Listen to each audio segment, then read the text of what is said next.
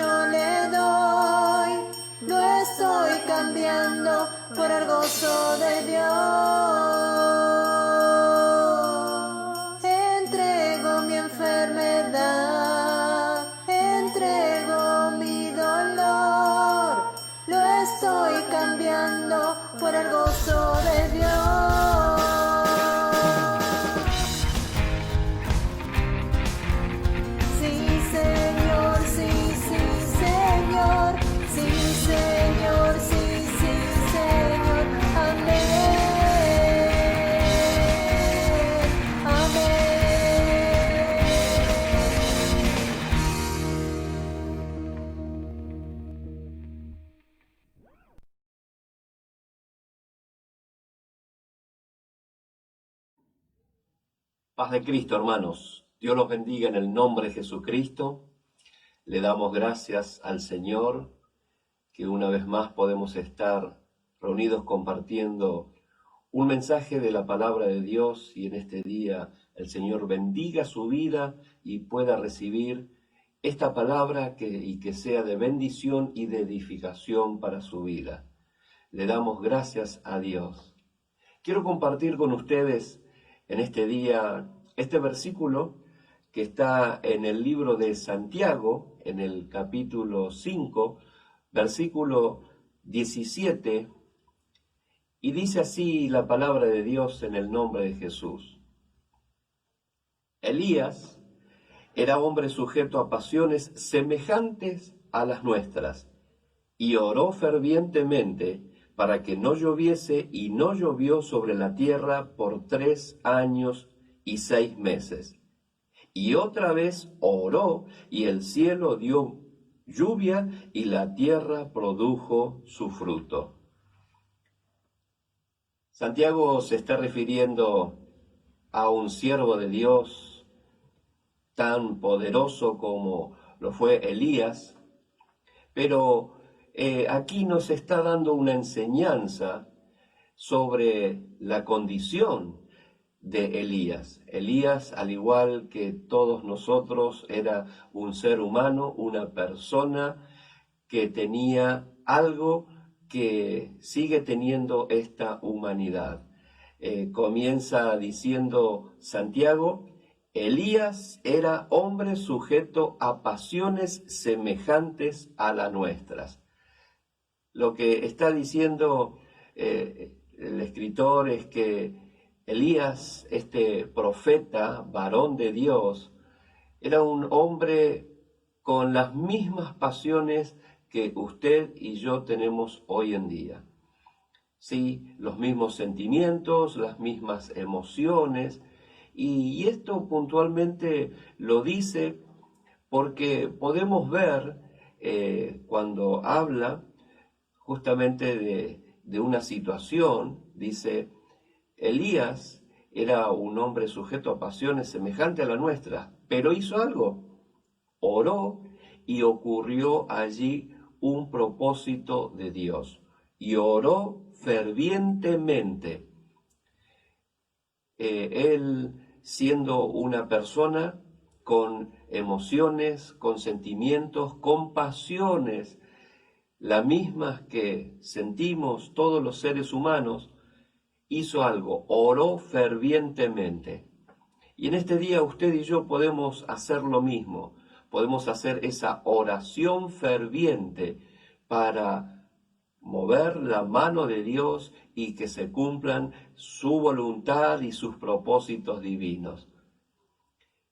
Cuando Santiago hace referencia a esta situación, fíjese, está hablando de las pasiones, o sea, de la condición de Elías, pero también nos está dando una referencia del momento donde él, de alguna manera, atravesó una serie de situaciones y de circunstancias, y ahí pudieron reflejar su estado emocional también.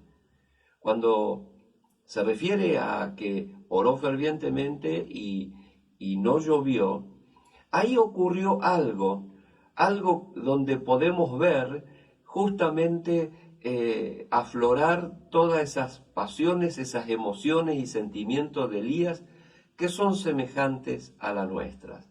Para esto tenemos que irnos al libro de Primera de Reyes. En el capítulo 18 comenzamos, y allí podemos ver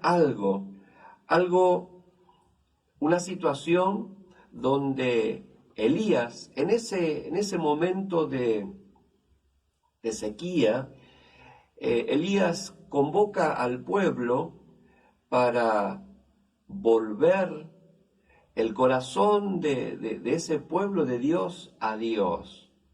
Recuerde que estaban pasando una gran sequía, y por motivo de esta sequía, Elías hace esta convocatoria y allí se presentaron también aquellos por los cuales Dios también estaba llamando la atención. Y este acto que hizo Elías en el capítulo 18, en el versículo, vamos directamente al versículo, versículo 30, dice así: Entonces dijo Elías a todo el pueblo, acercaos a mí, y todo el pueblo se le acercó. Y él arregló el altar de Jehová que estaba arruinado.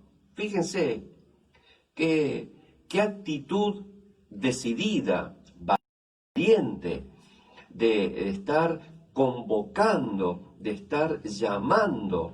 En ese momento Elías estaba ferviente con toda la pasión y el entusiasmo allí, actuando y hablando, dando un mensaje y aún, como vamos a ver, también manifestando el poder de Dios sobre ese pueblo para que ese pueblo se volviese a Dios.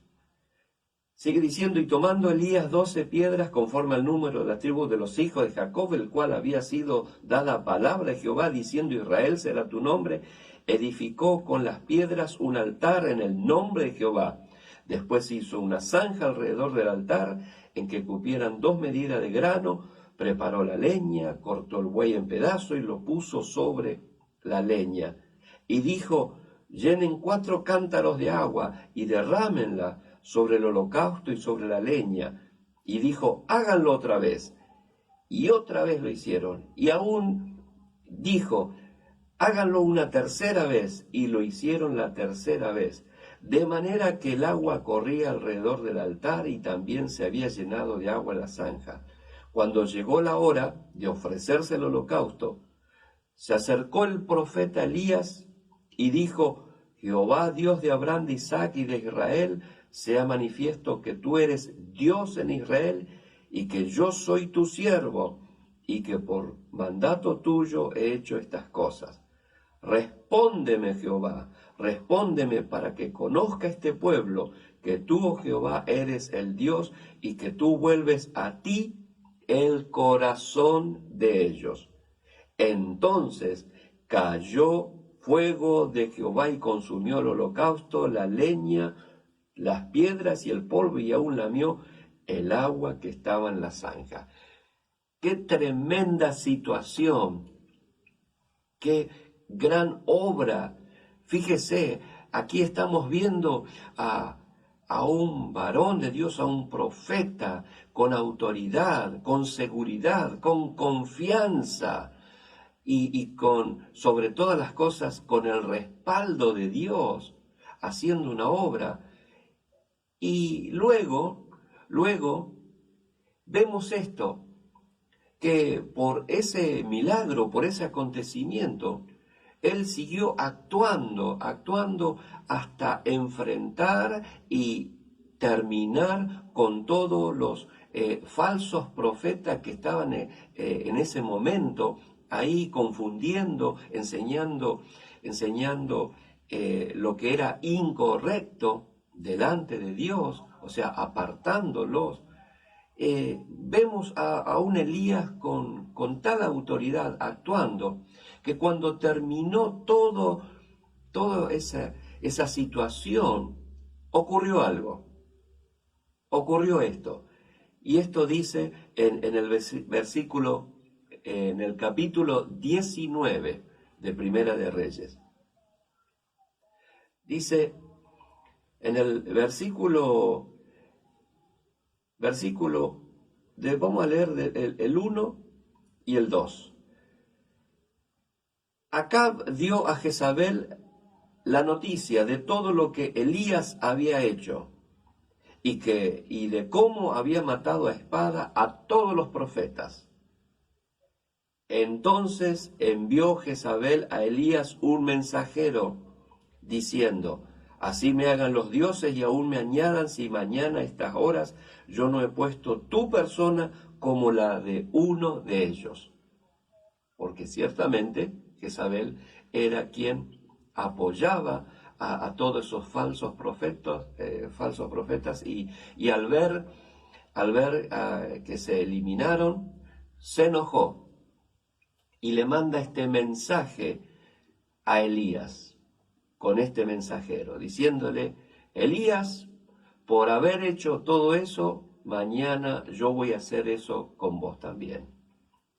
En ese momento, podemos ver algo. Hubo un cambio en la actitud de Elías.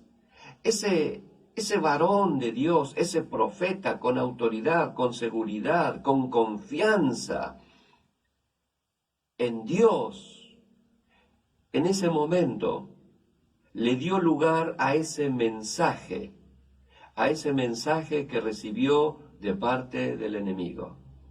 Y esto nos hace entender que nosotros como hijos de Dios muchas veces sentimos la fe, la esperanza, la seguridad, la confianza, oramos, declaramos, intercedemos, pero en algún momento le damos lugar a ese mensaje de duda. Y lo más triste es que cuando le damos lugar, cuando empezamos a tener en cuenta esos mensajes que no son de parte de Dios, ahí puede haber un cambio en nuestra actitud.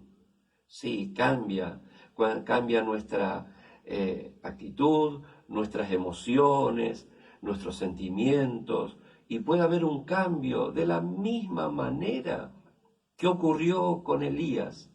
Elías, unos días antes, estaba con toda la autoridad, con toda la seguridad en Dios, pero por darle lugar a ese mensaje de duda, empezó a ocurrir algo en su vida. Empezó a tener miedo. La duda trae miedo. Cuando le damos lugar a la duda, eso comienza a actuar en nuestra vida. Por eso que nosotros, como hijos de Dios, no debemos darle lugar a la duda ni a esos mensajes que quieren hacernos dudar, más en estos tiempos que estamos viviendo, más en este tiempo que estamos escuchando distinta clase de mensajes que quieren causar duda y por la duda traer temor y miedo a nuestras vidas. Fíjense, Elías, ese varón de Dios con autoridad que actuó valientemente por darle lugar a ese mensaje. Mire lo que dice en el versículo 3. Viendo pues el peligro, se levantó y se fue para salvar su vida. Y vino a Berseba, que está en Judá, y dejó allí a su criado. ¡Qué tremendo! ¡Qué tremendo cuando le damos lugar al temor! Cuando le damos lugar al temor, el miedo nos enceguece, ya no nos deja pensar claramente y nos confunde y nos hace tomar decisiones hasta equivocadas. Sí, el miedo es tremendo, y si no podemos ver cómo actuó el miedo allá en el principio, en el Génesis, en el capítulo 3, en el versículo 10, Adán y Eva, luego de haber desobedecido y de haberle dado lugar a ese mensaje que trajo desobediencia y que trajo temor sobre ellos, ahí encontramos en este versículo donde Dios viene al encuentro y le dice, Adán le responde: tuve miedo y me escondí. Sí, esta es, lamentablemente, es una de las reacciones que produce el miedo, el escondernos, el apartarnos.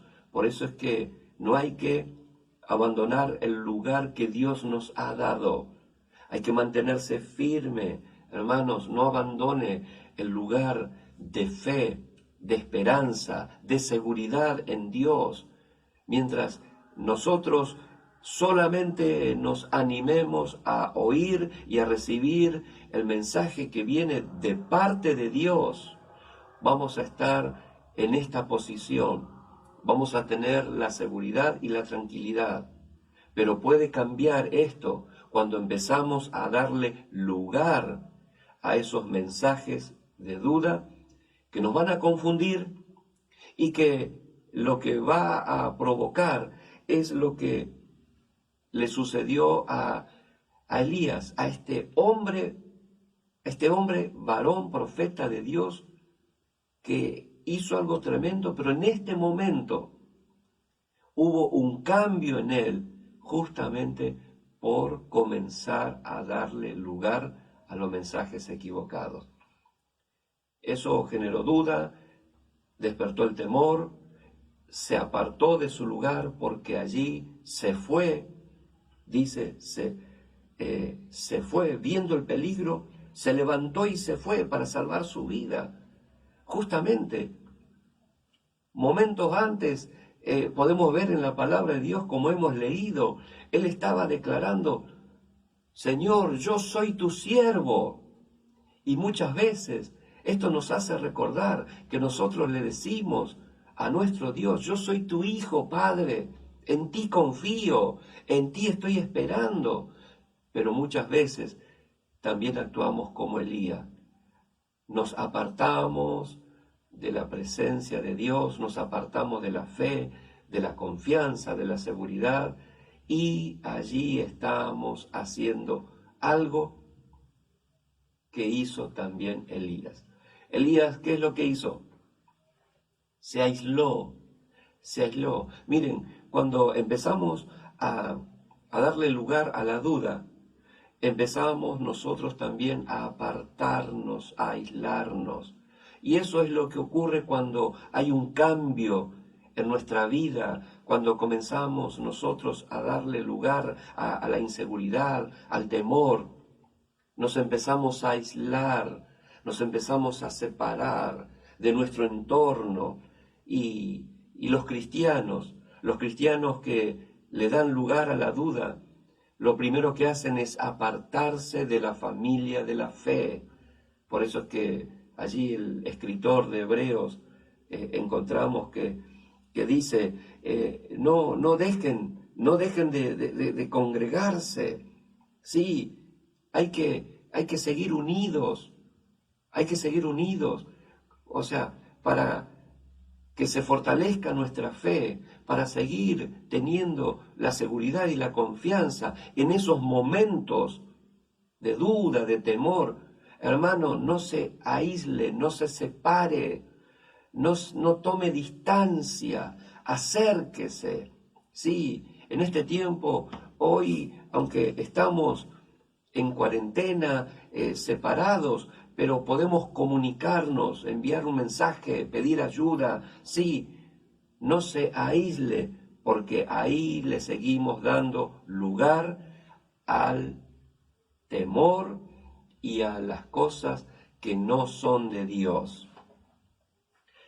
Ahí podemos ver a Elías estar pasando por estas situaciones, por este cambio emocional, de tener una actitud de confianza, de valor, de seguridad.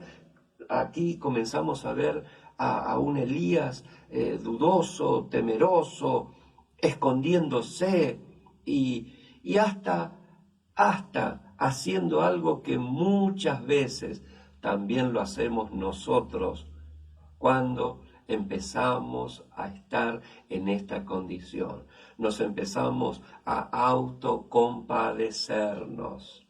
Comenzamos allí, entre comillas, a reconocer nuestra debilidad, nuestra incapacidad, pero en realidad lo estamos usando como excusa para seguir alejándonos de Dios, para seguir alejándonos de aquel que quiere bendecirnos.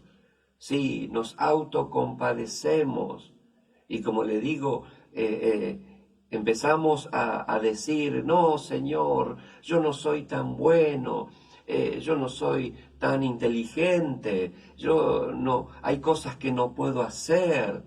Y ahí comenzamos a autocompadecernos y nos vamos separando cada vez más. Hermano, hermana, hoy quiero decirle, si usted se estaba autocompadeciendo y usando eso como excusa para seguir aislándose, tomando distancia de Dios primeramente, hoy quiero decirle que debe tomar autoridad en el nombre de Jesucristo y debe volverse a Dios de todo corazón, volverse a Dios con la seguridad y la confianza de que Él siempre está para ayudarnos, para protegernos, para animarnos y aún librarnos de todas las acechanzas del enemigo. Pero hay algo que nosotros tenemos que hacer. Sí, seguir rechazando los mensajes que solamente traen duda, que generan incertidumbre y que pueden dar lugar al temor. En este día, hermano, lo animo, hermana, le animo en el nombre de Jesús a que usted se vuelva a Dios con total confianza y seguridad de que nuestro gran Dios y Salvador siempre está oyendo la oración de cada uno de sus hijos. Que el Señor Jesucristo bendiga su vida, lo fortalezca y reciba en este día ese ánimo, esa seguridad y esa confianza que Dios siempre está a favor de los que le buscan. Dios los bendiga en el nombre de Jesús.